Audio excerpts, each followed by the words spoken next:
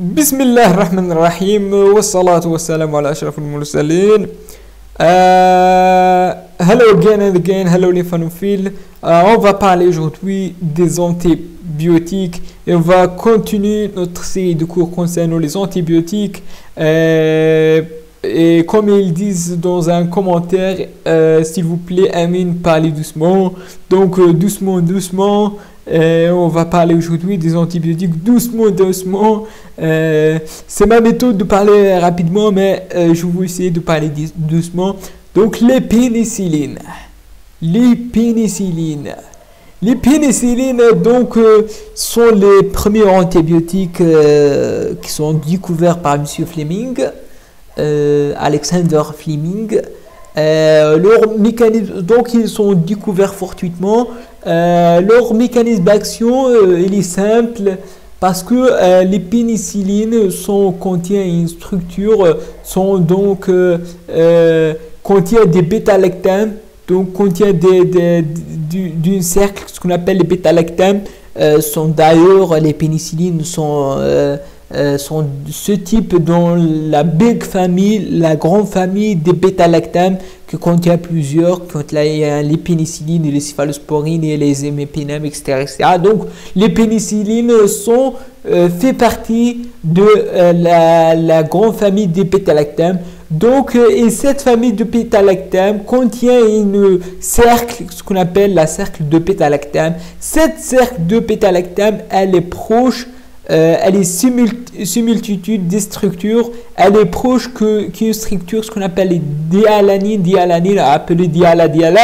Donc les diala sont comme les bêta-lactames. Donc il y a un enzyme, donc c'est d'une sorte de compétition au niveau d'enzyme qui fabrique les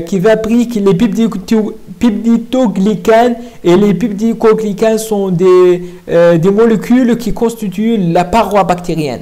Donc les bêta-lactames, ils inhibent la transpeptidase, et lorsqu'ils inhibent la transpeptidase, il n'y a pas de fabrication de paroi bactérienne, et lorsqu'il n'y a pas de paroi, il y a une lyse cellulaire, ou bien lyse bactérienne, comme vous voulez. Donc, premièrement, il y a la formation d'un complexe enzyme produit qui ne se dissocie pas. Donc, lorsque les bêta-lactames se fixent dans cible, c'est-à-dire la transpeptidase, donc ils vont bloquer et ne se dissocient pas. Et la résultante, c'est une autolyse. L'activité des bêta-lactames est dépendante de temps. Oui, l'activité des bêta-lactames, elle dépend de temps. Donc, c'est-à-dire, c'est un temps dépendant. Il faut une concentration précise dans le temps. Donc, c'est par cette règle pour sauvegarder ou pour obtenir une concentration durable dans le temps, on fractionne les doses dans le temps. Donc on prend plusieurs doses pour avoir on fractionne les doses pour avoir une concentration minimale bactéricide dans le temps, qui dure dans le temps. Donc c'est un temps dépendant. Ces caractéristiques expliquent la nécessité d'administrants fréquents et suffisants. Donc, ce que je suis en train de l'expliquer, la nécessité de fractionner les doses de l'administration fréquente des doses dans les pénicillines. Donc, les associations de bêta-lactames avec tétracycline est déconseillée parce que les tétracyclines sont des bactériostatiques, et lorsqu'il y a une statique, c'est-à-dire un état statique d'une bactérie, il n'y a pas de synthèse de paroi. Donc, c'est une antagoniste entre les bêta-lactames et les tétracyclines et les sulfamides et tous les bactériostatiques, et la chloramphénicol aussi. Il existe une synergie avec les aminosides parce que les bêta-lactames, ils bombardent la paroi, et les aminosides, ils sont facilement pénétrés à l'intérieur parce que les aminosides, leur cible, c'est le ribosome. Donc c'est une synergie. Les bêta-lactames ouvrent la porte et l'aminoside entre dans la bactérie. pour donc tuer facilement ces bactéries. La résistance principalement, c'est l'altération de cette cible, c'est-à-dire l'altération de transpeptidase, appelé aussi penicillin binding protein, BPP, PBP, penicillin binding protein. Donc lorsqu'il est altéré, donc c'est une résistance. Aussi la perméabilité chez les grammes négatifs, donc le paroi des bactéries grammes négatives situées à l'intérieur, parce qu'il y a des bicouches lipidiques et au milieu on a la paroi. Donc c'est la outer layer, c'est-à-dire c'est la membrane externe est imperméable, donc la pénicilline ne peut pas entrer à l'intérieur de ces bactéries gram négatives, tel que le cas de certains pseudomonas qui sont imperméables à la pénicilline. L'inactivation par les bêta-lactamases, c'est le mode le plus fréquent, le plus répandu, c'est la production de bêta-lactamases tels que les staph qui produit les bêta-lactamases qui dégradent la cycle de bêta-lactame. Donc, quels sont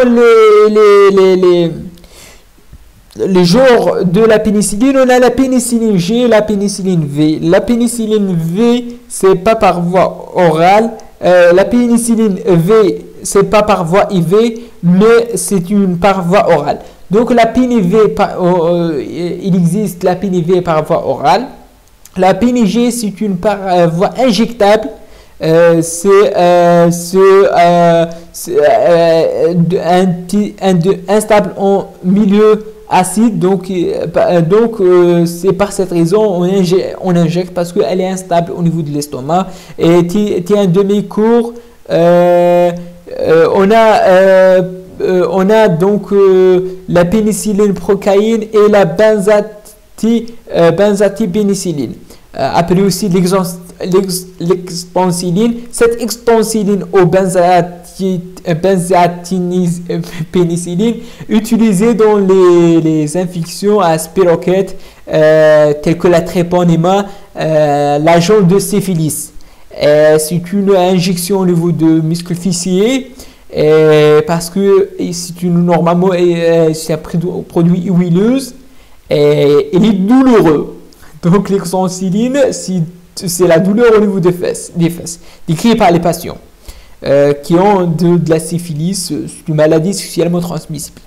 Donc la pénicilline M, doucement, donc on va parler des pénicillines M, j'espère donc qu'on ait parlé doucement. Donc la pénicilline M, c'est la méticilline, donc ce sont des bactéries qui résistent à la pénicillinase,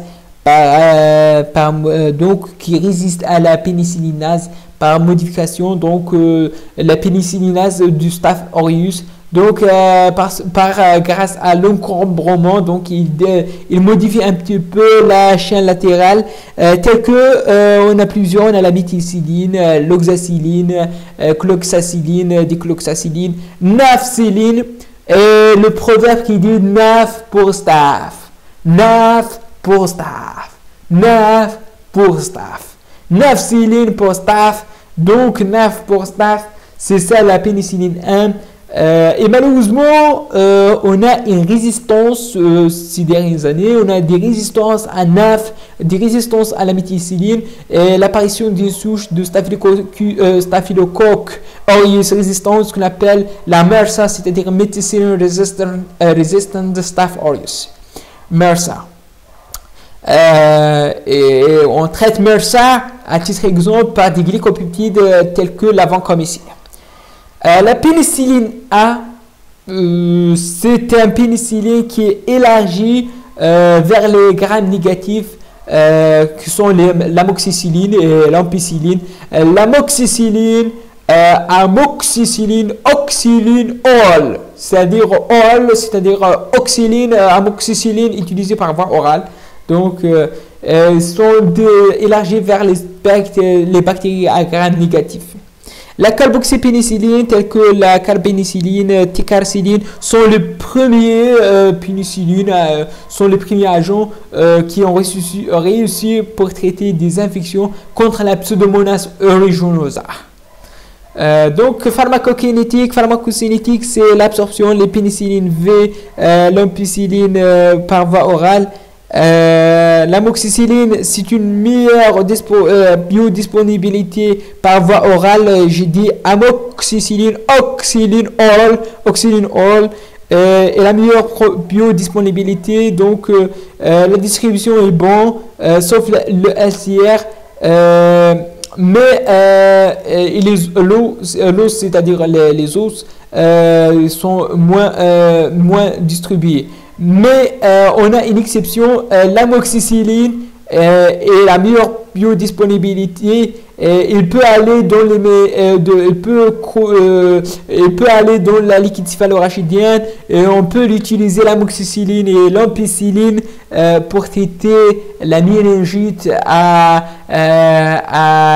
l'Listeria monocytogène, qui est une bactérie qui est sensible à l'amoxicilline et l'ampicilline et qui résiste à la céphalosporine 3e génération. Donc, on doit ajouter l'amoxicilline ou l'ampicilline chez une méningite chez le nouveau-né, parce que chez le nouveau-né, on a 3 germes. On a les Escherichia coli, on a aussi le strep du groupe P à Galactiae, et on a la Listeria monocytogène, et on doit couvrir Listeria par l'amoxicilline ou l'ampicilline, comme vous voulez. Donc, ils sont en très bonne division de l'éliminage, l'amoxicilline. L'élimination est rénale, sauf à l'exception de nafcilline, naf-postaf, qui a l'élimination biliaire. Ils ont un effet indésirable, c'est l'angioëdème. Donc, et tout le monde sait l'effet indésirable le plus important, le plus redoutable des pénicillines sont les troubles de sensibilité, hypersensibilité, c'est-à-dire des allergies. On doit toujours penser à l'allergie à la pénicilline parce que ça peut être grave. Donc, généralement, ça manifeste par un rash, c'est-à-dire un rash cutané, mais parfois peut donner des manifestations graves. Donc, il faut toujours poser la question: est-ce que monsieur, vous avez prend des pénicillines au prix avant, ou est-ce que vous êtes allergique à la pénicilline? Simple question peut sauver des vies. Donc, et enfin, je vous remercie pour votre attention et à la prochaine, Inch'Allah.